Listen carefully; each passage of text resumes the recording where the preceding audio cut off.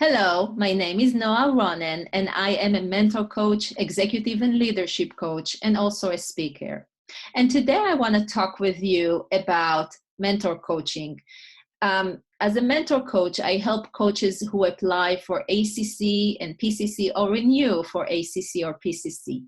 I am myself a professional credential coach with ICF, and I can help coaches who apply for ACC and PCC, which means that it always have to be in my level or less than my level. As a mentor coach and also the current president of ICF Raleigh, I get a lot of questions from my members and also from my clients, which are around credentials. And the biggest question is, how do we start the application process? So I must tell you that it's not as scary as you think you are. And I want to take the time today to go with you through the process that you can see that you can do it. You can start, and it's not as scary as it looks like. So how about we just go through the process? And this is going to be the first video of a series of videos around the application for credentials with ICF. This one is about the applications, and the other one will be, the other videos will be around the core competencies and the code of ethics, and prepare for the coaching knowledge assessment. So the first thing you need to do when you want to apply for ACC is to start with the Coach Federation website, or as we sometimes call it, ICF Global. So first start typing the address coachfederation.org. And when you get to the website, go to the individual credentialing area. And there, when you click on that area, choose, I'm just going to choose right now the ACC option. So applying for ACC. And when I'm going to scroll down, you will see that there are 3 different applications that are related to the kind of programs that coaching schools are being approved, accredited by ICF Global. So the first option, which is the ACTP path, and you can see that is the shortest application. It means that you got more hours of training. Probably you did your recordings and oral exam with that school, and even a written exam. So there isn't a lot to do with that path. The second path that is also not too much is the ACSTH path. And the last one is the portfolio. So how do you know if your school, which one of the paths is your school? So first you can go to your school website or call them and ask them what is the path, what is the kind of program that they have, what kind of credential they got from ICF. But if you don't feel like doing that, you can just scroll down and you will see that there is a quick survey. And let's say that you don't know which kind of training you have. So you write, I don't know. And then, but you do know that this coaching experience is accredited by with ICF. So you click yes. And then when you click next, they will ask you to click here to find your school program, which will open a second screen, and we'll give it a moment. And when I scroll down, you can see that there is a video here, a tutorial video. And the Coach Federation did a good job with adding a lot of tutorials in their website to help you understand why you need what you need, how you should get the information that you need. As you can see, the video is very short, so you can get all the information that you need here. So we said that we don't know what kind of program is our school. So I'm just going to use the school I went to, and it was CTI. And when I click search, you can see that different names of school appear, and one of them is CTI. And you can see, if I scroll a bit up, you can see that it's a CTP program. So now I can go back and know exactly what kind of application I need to go through. So let's go for some things we need to pay attention to. So first, when you start the application with ICF, you will need to pay for the application, and then right away you will need to attach to feed few documentations as the request, as what is required from you in this process, to put it right away into the online application. So make sure that before you apply, you collect and have all the documentations that you need. So for example, if we start again with the ACTP path, I need to make sure that I have the certification from my school that shows that how many hours I got, and the path that that school is accredited with ACTP path. So you will get that certification and you will scan it and have a special folder on your computer with that document. Then you're going to add to that your coaching log. You know that every hour that you coach, you should log it when you renew your credentials or you apply for credentials, that ICF see that you're really coaching, because that's what we're supposed to do as coaches. ICF has a specific template that you can use. It's a specific Excel document.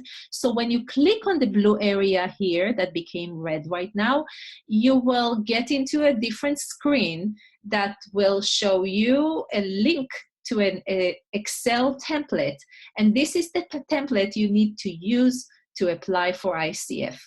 If you are an internal coach, what you need to do is go to your human resources and ask them to provide you with the hours of coaching. You don't need to provide the names of your clients. Again, if you are hired, if you are a freelancer of another organization, you don't need to provide, you will not, you probably should not provide, that might be the right word to use, should not provide the names of your clients, and reach out to their human resources or your supervisor. Tell them, share with them that you are applying for those credentials, and ask them to provide with a letter signed by their title and everything that tells you, that can show that you were coaching with that organization and how many hours of coaching you have provided through this organization. And then you don't need really to provide the full names and contact information of the clients. Also, if you're a new coach, eager to get your ACC credentials and you still don't have 100 hours, remember that from the 100 hours, only 75 need to be paid, and the 25 others can be pro bono. So that's around the coaching log. And the last thing is the coach knowledge assessment. So after you apply and ICF received all the documentation from you and information, they will review your application. If they have questions, they will reach out to you with questions. And if everything is okay, first you will get an email approval that your application has been received and that they need time to review it. For the first two paths, it takes 4 weeks for them to review, but mostly you will get the reply for them much before. And then if everything is okay, you will receive a link to the Coach Knowledge Assessment, or the CKA. And around that, you really need to know the core competencies, because the questions are around the 11 core competencies with ICF. And if you don't remember, click here. It will take you to a different screen that explain about the CKA, even give you some example of questions that you will be asked, and a link to the core competencies with ICF. Now, I want to tell you something. If you need mentor coaching, make sure that first your coach is at the same level as you. So if you apply for ACC, make sure that they are also ACC or PCC. If you apply for PCC, they must be PCC or Master Coach, MCC. The other thing I would invite you to do is interview the coach and ask them how much they know about the Code of Ethics, how much they know about ICF core competencies, how much they can give you feedback about the way you coach others, and have the conversation relating to the core competencies. Why? Because you need to talk the ICF language before you take the the coaching knowledge assessment. You need to understand that. And if you go through the portfolio, especially, you will need to understand the core competencies, because you will need to provide audio recordings of your coaching sessions. So make sure you really interview your mentor coach, and that they give you the information. So make sure they know the core competencies and code of ethics. So that's kind of like everything you need to know, at least when you start the process with application to your credentials. Last thing I want to say, do you notice that there is a brown tab over here? If you have other questions that you have for Global, you don't need to email or call them. You can just click on it, and a chat area will, a screen will be open, and you can ask any question that you need answer around. And I can tell you when I applied for my PCC credentials, I had few questions, and I wanted to see, as a president of a chapter and as a mentor coach, how quickly the Coach Federation answer questions. And I must say that it took me less than 5 minutes to get all the information I needed and move on with my application. So remember, first you can find the school and the path that you are in need. 2, make sure you have all the documentations before you pay for the application, because you will need it right away. And 3, if you need a mentor coach, make sure to interview them and make sure that they know and have all the information to support you in the process, because mentor coaching is around your coaching skills and not life or leadership or executive coaching. Now, the other part I want to talk about is renew your credentials. So again, when you go to the main menu, you will see under individual credentialing, the renew credentials. When you click on that screen, I prepared it in advance, it will open this screen, renew credentials.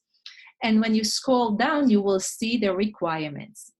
So the most important thing are the 40 hours of continuing coach education credits, or as we call them, CCEs, and some chapters call them CCEUs for the units. So it's really for the credits that you get for continuing coach education. Every ICF chapter has program with continuing coach education. You can see that they mostly will have a CCE and the number next to it. And after the program, if the chapter forgets to send you, just email them and say, can I please get the certificate with the CCEs? That's the word for it, CCEs. And also now many ICF conferences provide, or any other programs, seminars, webinars, some of the now online programs have CCEs. So always make sure to ask, and they must be around the core competencies of ICF, which means coaching skills. Core competencies, CCEs, are for coaching skills. So if you go to a program that talks about business development and there is nothing to grow you with your coaching skills but help you grow your business, you will not receive any CCEs. But from the 40 units, only 24 need to be around core competencies. Now Global added a new thing, which are 3 continuing coach education around the code of ethics. So there are specific programs now that you can go through to learn more about the code of ethics. So that's the second thing. And then the rest of the core the unit, the education units are just from webinars, business development, and you don't need to show any certification or any documentation that you took that program. You just need to tell them which program you took or webinars, and that you took those hours of learning. And I think it's very important for us as coaches to make sure that every 3 years we report, because it really shows that we grow as coaches and make sure to become better and better with what we do. So remember, 24 are around core competencies. So you will see next to the program CCE and a number. And if you don't get that certificate, don't be shy. Reach out to the chapter that you took the program with, or any other program providers, and ask them for that documentation, for that certificate, as we call it. Then you need the 3 points of Code of Ethics, because we do need to abide by ICF Code of Ethics. And then the rest are any other program that you took to just enrich yourself and learn more and grow your business and your personal development. And now the other thing I want to share with you, which many times I find that coaches don't understand, if you are renewing your ACC credentials, you require for 10 hours of mentor coaching. But if you are a PCC level, you don't need to, when you renew, to take 10 hours of mentor coaching. Of course, it's great if you do, because I am a PCC and I keep taking mentor coaching and just work with the coach, because I believe as a coach, I need to keep grow as a coach and get better with my clients and not get stagnant with the way I work with them, and get better and better with the work I do.